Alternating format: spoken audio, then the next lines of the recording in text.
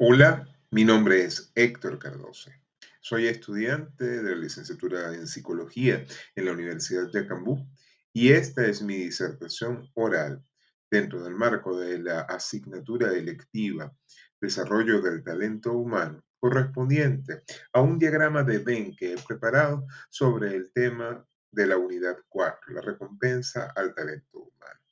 En mi presentación expondré a través de un organizador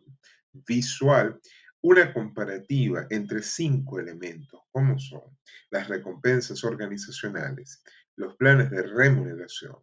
la calidad de vida laboral, la responsabilidad social corporativa y el tema de las empresas saludables. Gracias por acompañarme en esta oportunidad.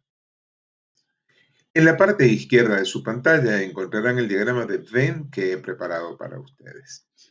Un diagrama de Venn es un esquema que se utiliza en teoría de conjuntos por su idoneidad para representar relaciones de intersección, de inclusión y de disyunción.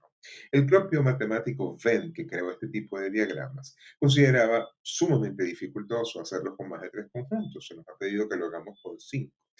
Y para poder honrar la exigencia académica, en las secciones subsecuentes de esta disertación, tomaré yo secciones de este diagrama para explicarlas con mayor detalle, dado que la tipografía es muy pequeña y el diseño es muy abigarrado,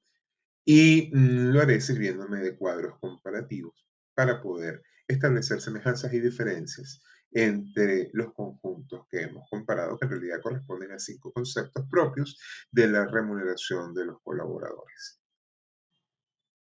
Si prestamos atención a la estructura del diagrama de Venn que he presentado, encontraremos que el mismo se corresponde con los modelos más comunes o conocidos de los diagramas de Venn, y esto obedece a la cantidad de conjuntos que contiene, sino que más bien simula una especie de flor de 5 pétalos. Cada uno de esos pétalos corresponde a cada uno de los conjuntos seleccionados: recompensas organizacionales, planes de remuneración, calidad de vida laboral, responsabilidad social corporativa y empresas saludables. Ahora bien, lo más característico de cada uno de esos conjuntos, lo que es privativo y no es compartido, está en la periferia, está en las zonas exteriores del diagrama. Y lo que se encuentra en el núcleo es lo que es común a los 5 conjuntos, esto es, el carácter contraprestacional, no necesariamente dinerario, que implican todos estos conjuntos respecto de la relación de intercambio entre trabajador y organización. También es un elemento compartido el que todos estos elementos son, de alguna manera, obligaciones que conectan con normas jurídicas o con normas éticas. El nivel inmediatamente exterior al núcleo, pues está eh, repetido el elemento en todas sus partes, como es la satisfacción laboral, y luego las zonas que tienen en un nivel más allá texto corresponden a zonas de compartición entre 2, 3 o 4 de estos conjuntos, mientras que las zonas vacías corresponden a ese fenómeno que en matemáticas se llama la disyunción, es decir, la ausencia de elementos en común. Ha llegado el momento de establecer las semejanzas y diferencias de las 5 categorías que se han graficado previamente en el diagrama de Venn. Todas estas categorías tienen como núcleo o como elemento en común un concepto global o integral contraprestacional, siendo sinalagmática perfecta la relación jurídico-laboral, esto es, el trabajador pone su servicio, pone su fuerza de trabajo, ha de recibir entonces en consecuencia de manos de su empleador o patrono algo, una retribución, y esta retribución o esta contraprestación precisamente es el elemento unificador de estas 5 categorías. También tienen en común el hecho de que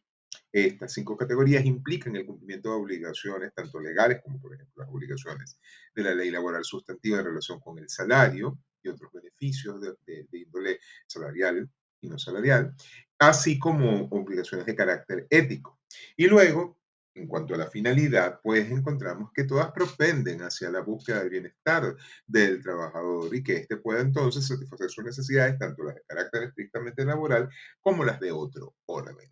En cuanto a las diferencias, son múltiples y muy variadas, y vamos a encontrar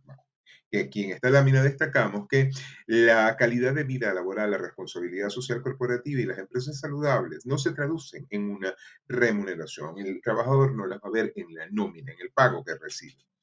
sino que tienen que ver con un elemento más bien cualitativo. Luego también encontramos que estas mismas categorías pueden extenderse en su efecto beneficioso a sujetos distintos al trabajador, como podría ser la sociedad o la familia.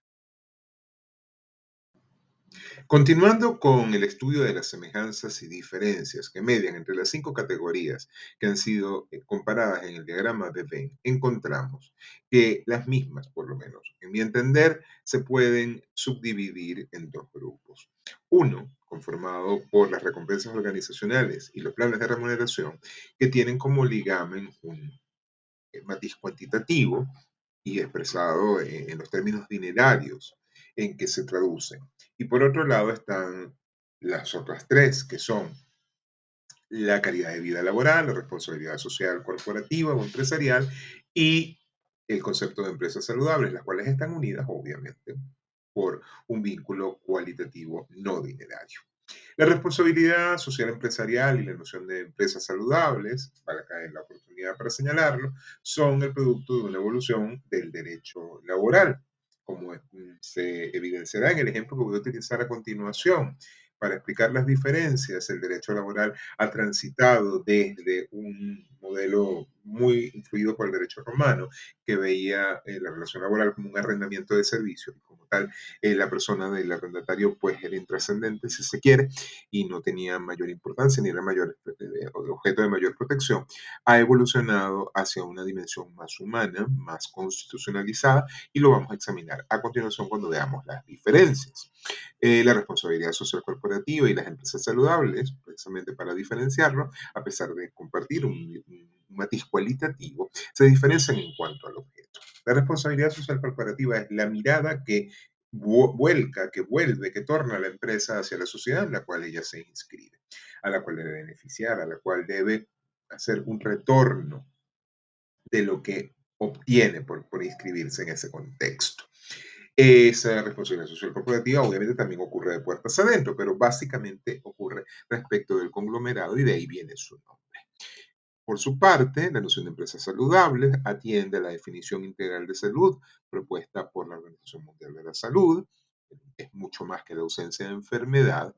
y por consiguiente tiene que ver con una serie de prácticas, de políticas que deben tomarse dentro de la empresa para evitar, en primer lugar, la afectación de sus trabajadores y en segundo lugar, la afectación del ambiente. Y por eso se dice que su primera repercusión es con la sostenibilidad y en segundo lugar, pues, y esto lo acoto desde mi condición de abogado, con las condiciones de prevención, condiciones y medio ambiente del trabajo, que en Venezuela son objeto de ley especial, la LOPSIMAT. Les decía que iba a hablar de un ejemplo. El ejemplo es el de los trabajadores mineros.